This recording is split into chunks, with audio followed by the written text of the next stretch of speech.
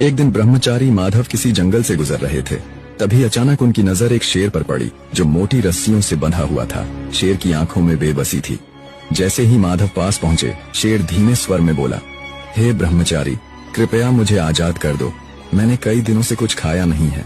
मैं वचन देता हूँ तुम्हारा ये उपकार कभी नहीं भूलूंगा। माधव को उस पर दया आ गई। उन्होंने बिना कुछ कहे उसकी रस्सियां खोल दी और आगे बढ़ गए। कुछ दिन बाद जब माधव एक शांत जगह पर विश्राम कर रहे थे, वही शेर वहां आ पहुंचा। उसकी आंखें अब निर्भीक थीं और वह सीधा माधव के सामने आकर खड़ा हो गया। माधव चौंके और बोले, तुम यहाँ? तुम इस तरह मुझे क्यों देख रहे हो? शेर बोला, मेरी प्रकृति है शिकार करना और इस समय तुम सबसे आसान शिकार हो। माधव ने आश्चर्य से कहा, मैंने तुम्हें मुक्त किया, जीवन दिया और अब तुम मुझे ही खाना चाहते हो? शेर बोला, कृपा और कर्तव्य अलग चीजें हैं, जंगल का नियम अलग है। माधव ने कहा, फैसला किसी तीसरे से होना चाहिए। थोड़ी दूर जाने पर उन्हें एक तोता मिला जो एक पेड़ की डाल पर बैठा था। उन्होंने पूरी बात तोते को सुनाई। तोता बोला, मनुष्य पूरी उम्र हमें पिंजरे में बंद रखता है, दाने पानी के नाम पर हमारी आजादी छीन लेता है।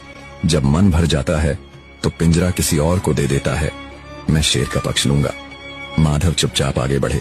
कुछ दूरी पर उन्हें नारद मुनि मिल गए। उन्होंने पूरे घटनाक्रम को विस्तार से सुनाया। नारद मुनि शांत भाव से बोले, मैं तब फैसला करूंगा जब तुम पूरी घटना को दोबारा वैसा ही करके दिखाओ जैसे हुई थी।